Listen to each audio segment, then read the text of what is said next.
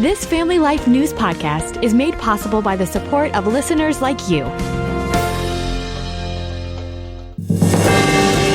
It's the Noon Report from Family Life, bringing a Christian worldview to what's happening in New York, Pennsylvania, across the country, and around the world.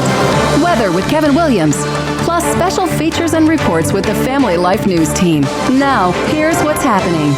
Election aftermath. Good afternoon. Welcome to the broadcast. Democrats scored big wins last night in gubernatorial contests in Virginia and New Jersey, as well as the mayor's race out of New York City. Mayor-elect Zohran Mamdani promising to end politics as usual as he gets set to take the reins of power. We turn the page on a politics that abandons the many and answers only to the few. Mamdani vowing to enact government-run grocery stores, freeze rent, and provide universal child care while taxing more the rich in America's largest city. He also took aim at President Trump, who threatened to withhold federal aid should New York City elect a socialist, which it did last night. To get to any of us, you will have to get through all of us. Mamdani is the first ever Muslim mayor-elect in New York City history. He's the youngest in over a century. Fox News political analyst Brit Hume. I think something to watch going forward is how hard will Mamdani push the agenda that he outlined during the campaign. And that'll make a difference on the question of whether he can become or will become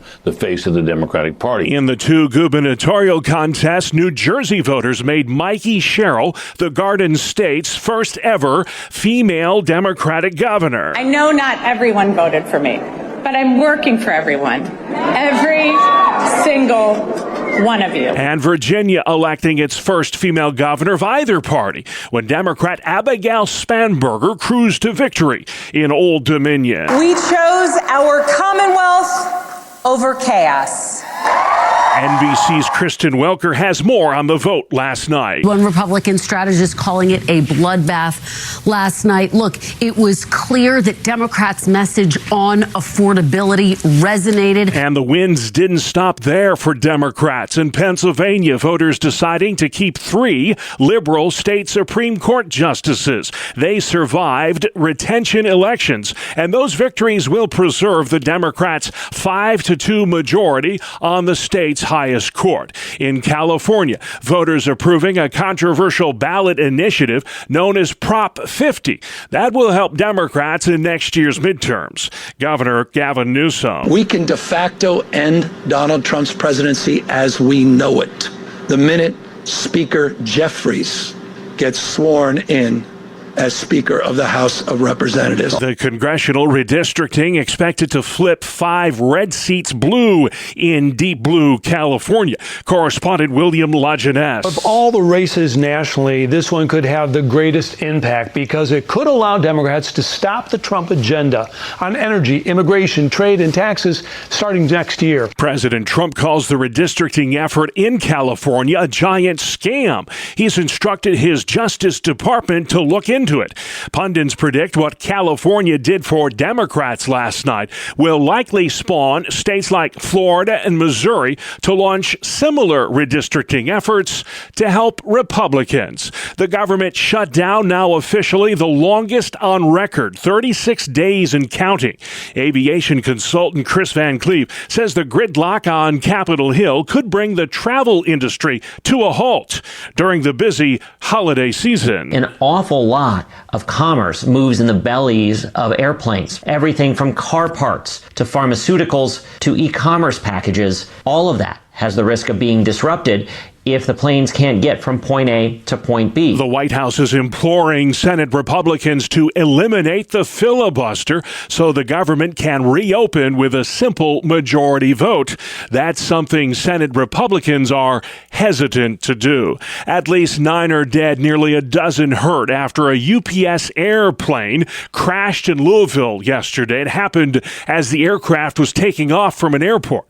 CBS's Tom Hansen. The sheer scale of the devastation devastation was immense as firefighters worked to contain the fast-growing inferno, which ripped through an industrial area south of the airport and grew to the size of a city block. This is an all-hands-on-deck response. Kentucky's governor later confirmed the plane was full of about 38,000 gallons of fuel and smashed into at least two businesses, a waste management company and an auto parts store. The plane was headed for Hawaii when it crashed soon after takeoff. The U.S. Supreme Court heard oral arguments today on the constitutionality of the Trump tariffs.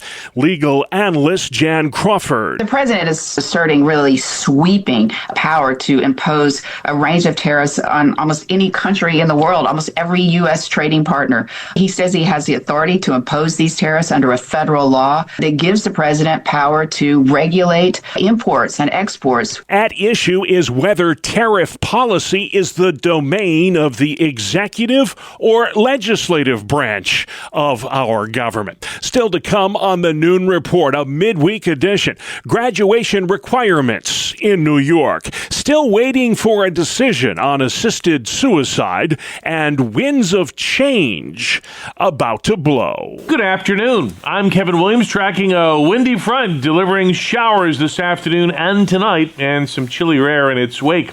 Forecast hotels are up in 10. All right, Kevin, we'll see you then. Definitely a hold on to your hat sort of Wednesday. Most of New York and Pennsylvania under a wind advisory right now. WSTM meteorologist Peter Hall in central New York. Maximum wind gusts late afternoon and Wednesday evening will likely be to at least 50 miles per hour for all lower elevations and valleys. Higher terrain and near the shoreline of Lake Ontario all have an opportunity of regular wind gusts to 60 miles per hour. By early next week, it'll be cold enough for some of us to see a little snow. 'Tis the season. A boil water advisory remains in effect following a water main break in Canandaigua, New York. Folks in Canandaigua, Hopewell, Farmington, Bristol, and East Bloomfield urged to boil their water until further notice. This includes the water used for drinking, cooking, and brushing your teeth. Further updates are available on the Canandaigua government website. By a 2-1 margin, Pennsylvania voters last night retained 3 liberal Supreme Court justices. That vote preserves the Democrats' majority on the state's highest court. These voters tell WJAC why they took the time to cast a ballot yesterday. So many people complain out there, but they don't show up on election day, and I always make sure that I'm here regardless of what the situation is. It's also important for young voters to get out there so our voices are heard, and it's not like just one generation that determines everything for us. There were also votes in Pennsylvania for mayor and local school board elections, too. In New York State, Democrats won mayoral contests in cities like Buffalo, Rochester, and Syracuse, while Republicans were victorious in Binghamton. The city of Corning elected its first ever female mayor, Democrat Pam Walker. As mentioned earlier, New York City voters electing their first ever Muslim mayor last night. 34-year-old Zohran Mamdani is also the youngest mayor in over a century to take over Gotham City. He'll do so January 1st. The self-described socialist spoke to supporters after scoring an almost 10-point win over former governor Andrew Cuomo. I am young. I am Muslim. I am a democratic socialist. I refuse to apologize for any of this. Brian Seltzer with the Wall Street Journal on the ramifications of the Mamdani win. There's already a lot of donors thinking we can run Mamdani copycats, people who are really clever with social media, people who are going to promise free benefits to voters, and that's the playbook that they're going to have going into the midterm elections. Fox News political analyst Britt Hume says the Democratic Socialist, however, may be more bark than bite. And let's keep in mind that he can't do very many of these things he promised simply on his own. So he may be less prominent as mayor than he was as a candidate, at least in the near term. Mamdani's promised government-run grocery stores and a $30 an hour minimum wage. New York Governor Kathy Hochul's yet to decide whether she will sign a controversial physician-assisted suicide bill.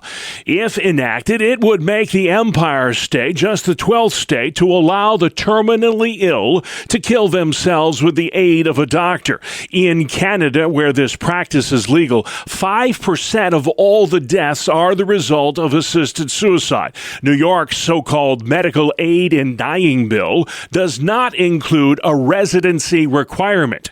That means any U.S. citizen could travel to New York to legally kill themselves. Governor Hochul says she's still reviewing that legislation, which passed the state Senate in early June. The New York Board of Regents is officially mandating coursework in personal finance and climate science. This is for kindergarten through 12th grade. It's the second phase of a plan to change high school graduation requirements. More guidance on these portraits of a graduate are slated to be rolled out in the spring of 2026. These changes will be implemented over the course of several academic years so districts can prepare and realign their current curriculum.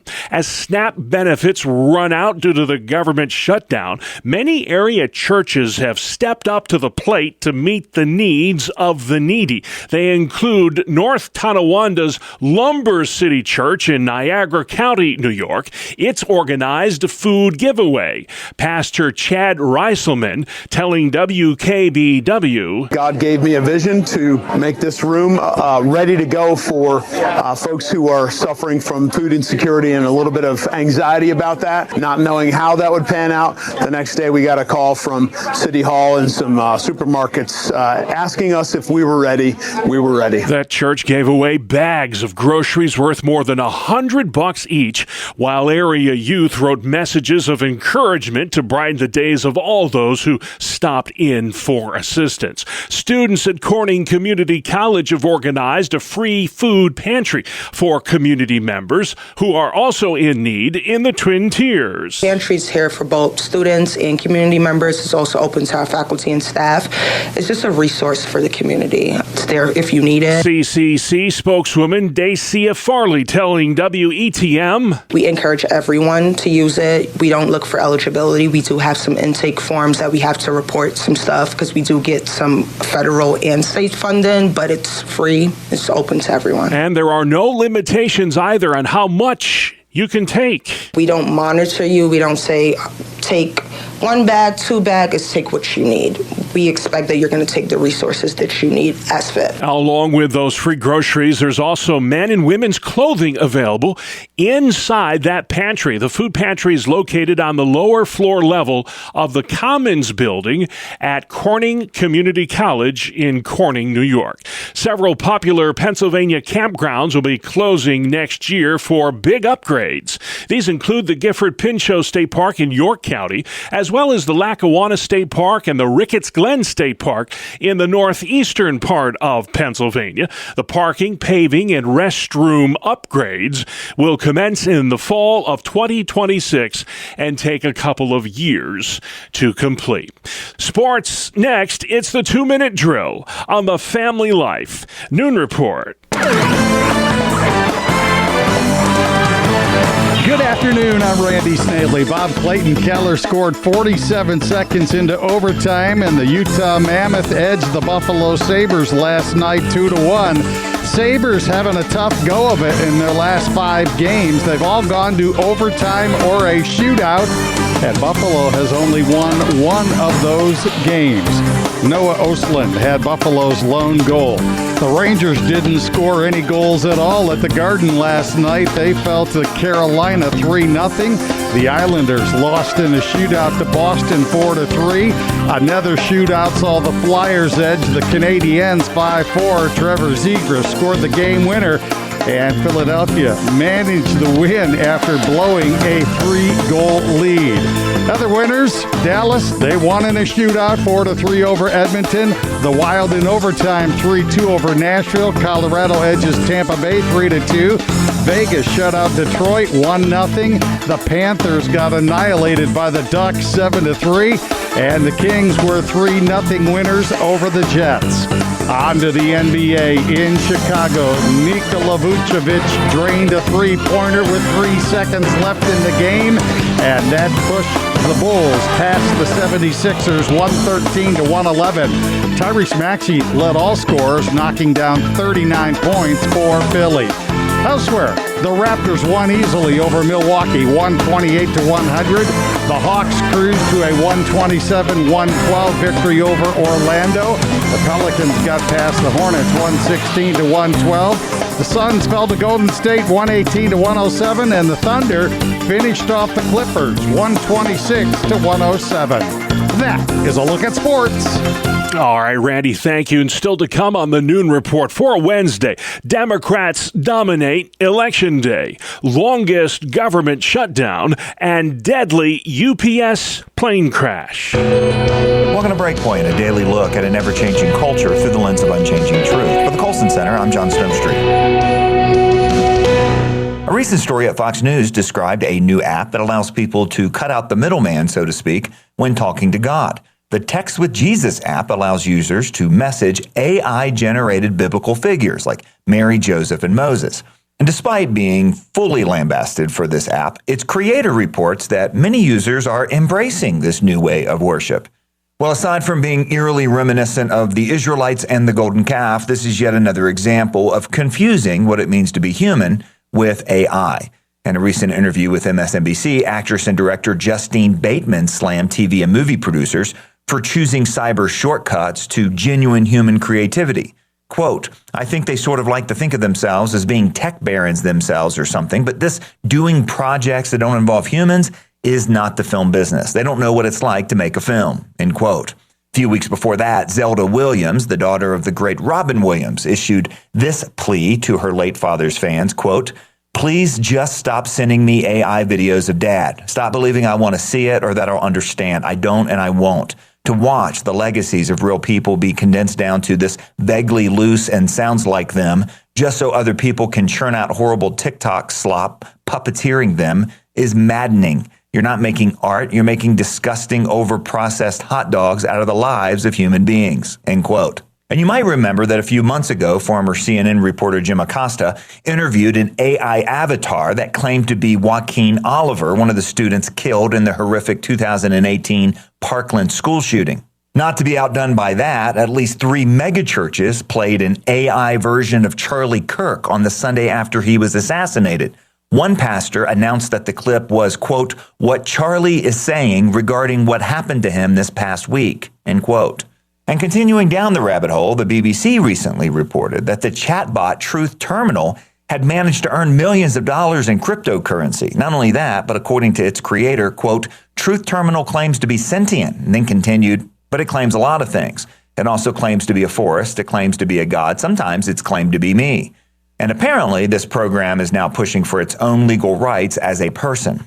What each of these stories reveal is just how confused we are about the fundamental question that has to be answered when it comes to artificial intelligence. In fact, we're confused about what that most important question even is. Many people wrongly think, as one author posted on X recently, that we need to decide what humans should do and what AI should do. Quote, you know what the biggest problem with pushing all things AI is? Wrong direction. I want AI to do my laundry and dishes so that I can do art and writing. Not for AI to do my art and writing so that I can do my laundry and dishes. It's a good point, but the much more important question is deeper than just who or what should do what.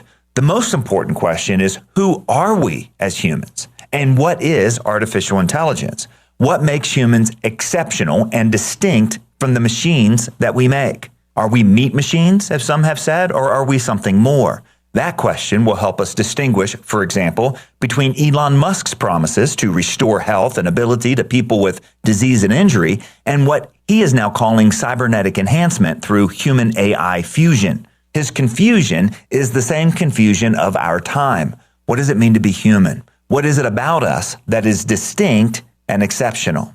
For the Colson Center, I'm John Stonestreet with Breakpoint. All right, thank you very much, John. Let's head outside. Weatherman Kevin Williams. Here is your family light forecast for this afternoon. Mainly cloudy and windy with showers overspreading the area where they have not yet done so. High temps 50s and low 60s. Brisk winds and colder tonight, tomorrow with a few scattered showers, even some snowflakes over the higher elevations. Low tonight 30s, high tomorrow 40s to near 50. On Friday, early sun and cloudy with later day showers and breezes and high temperatures in the 50s. All right, thank you, Kevin. This is the Noon Report on Family Life. I'm your host, Bob Price. Here's what's happening Wednesday, November 5th. It was a clean sweep last night for Democrats with convincing wins in the major election day races. Reporter Ed O'Keefe takes us coast to coast. From California. What a night for the Democratic Party. To the New York Island. Tonight we have spoken in a clear voice. Hope is alive. Democrats swept every big race on the ballot. The most high-profile race was, of course, the mayor's race in New York City. Democratic Socialist Zohran Mamdani will be the first ever Muslim to hold that post and the youngest mayor of New York City in over a century. New York, you have delivered a mandate for change. Democrats also scoring big gubernatorial wins in New Jersey and Virginia. In New Jersey, Mikey Sherrill becoming that state's first Democratic female governor. Virginia electing its first ever female governor from either party as Abigail Spanberger cruised to victory. Virginia chose pragmatism over partisanship. The wins didn't stop there for Democrats. In Pennsylvania, 3 liberal Supreme Court justices won their retention elections, and that preserves the Democrats' 5-2 majority on the state's highest court. And California last night approved Prop 50,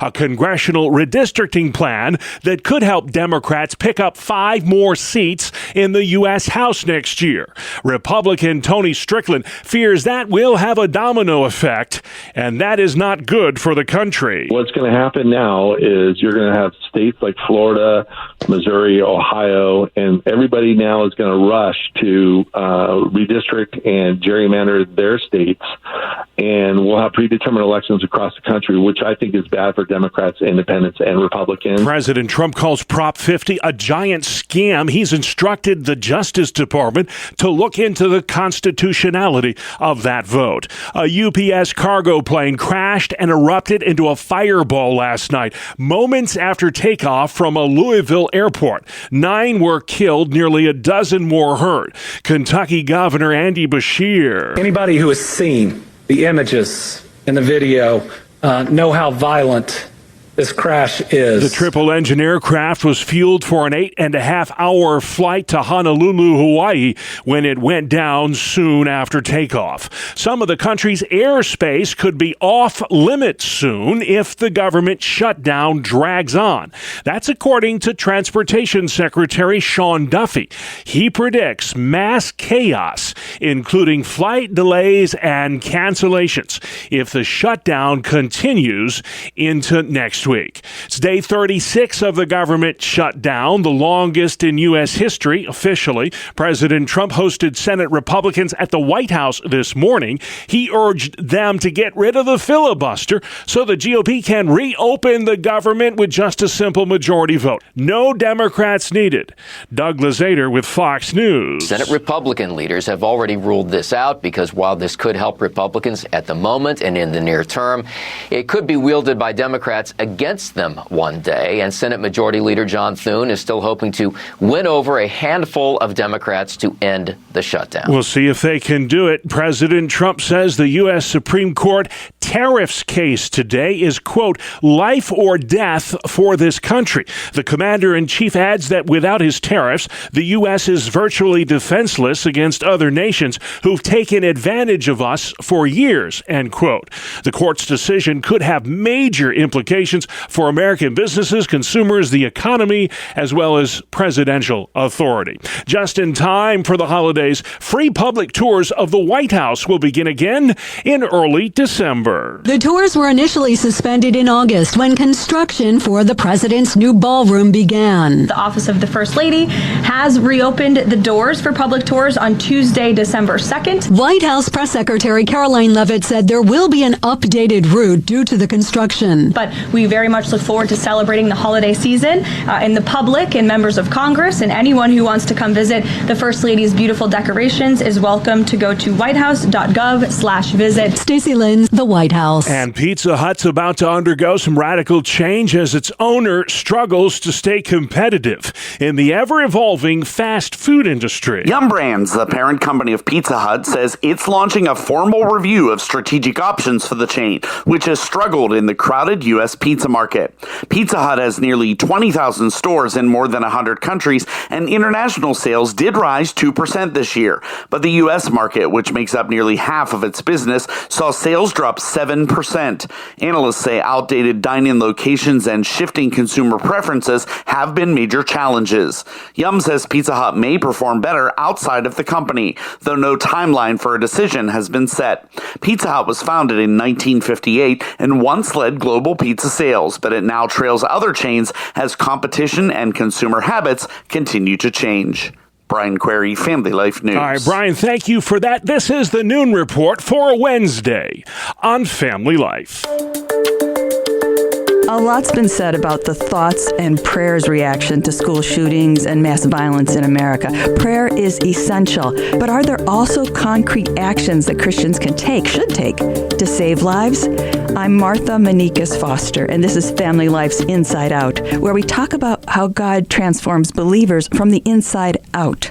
My guest today is Abdu Murray, who focuses on Christian apologetics and evangelism as the founder of the organization Embrace the Truth. Abdu, today's culture seems to feed shooting after shooting. How do you think we got here?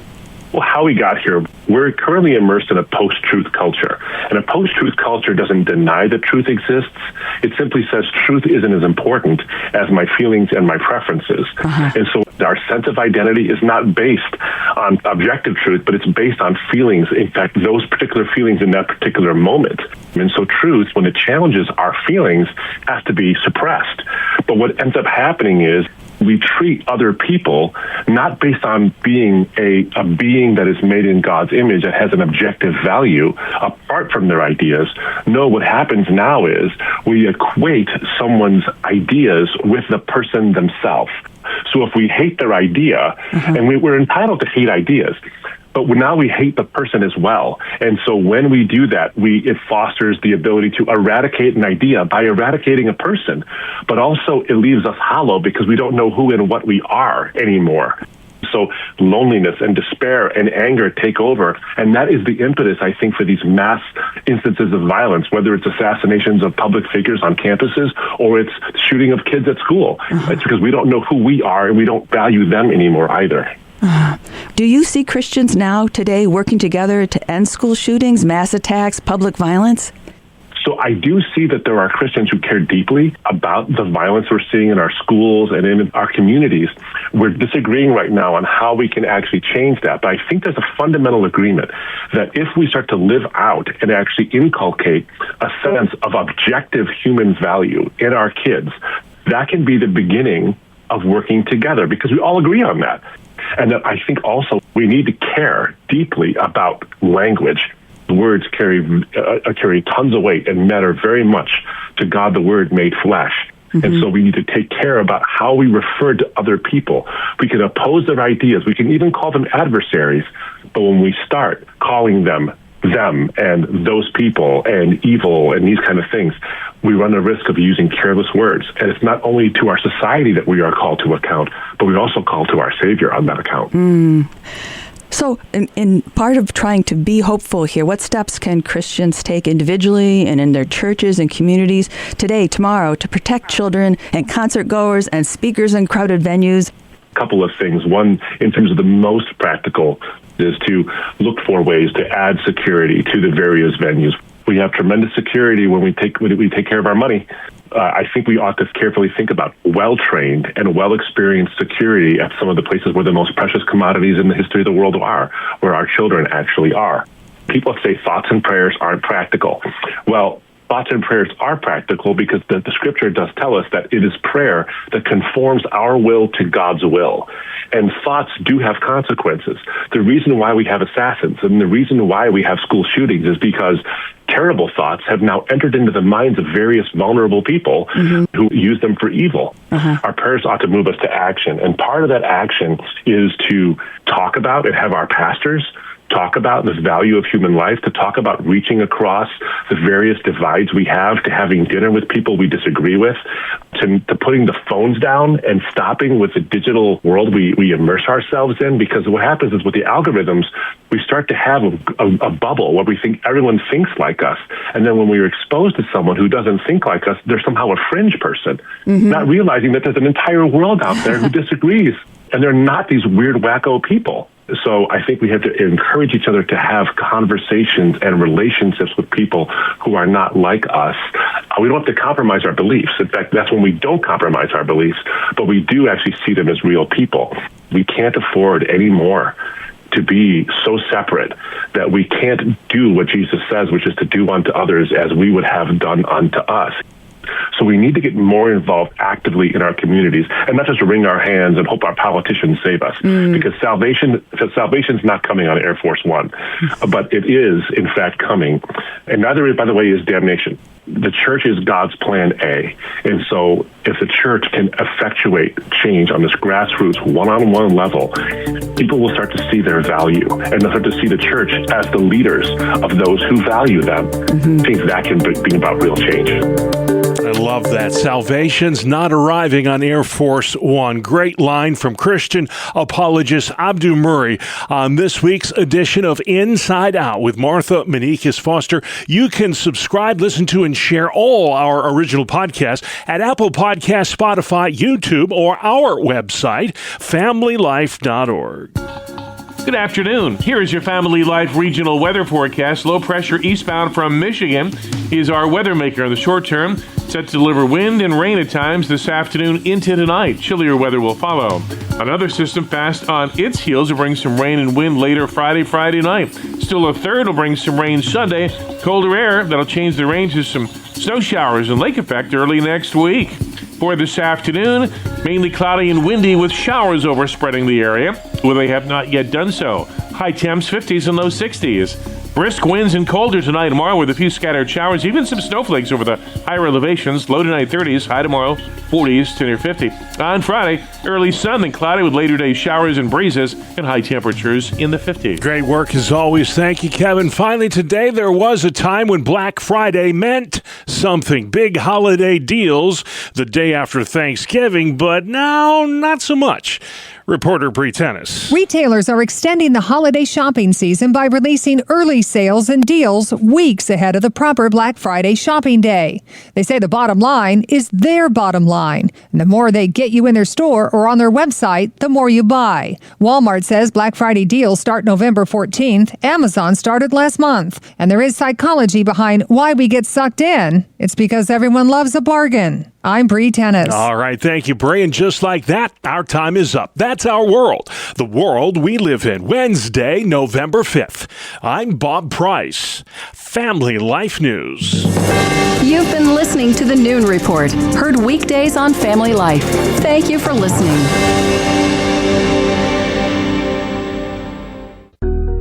Thank you for listening to this Family Life News podcast. If you've been encouraged by what you've heard, please share it with others and click the subscribe button to automatically receive future episodes. Family Life is a listener-supported ministry. Podcasts like this are made possible by your financial partnership.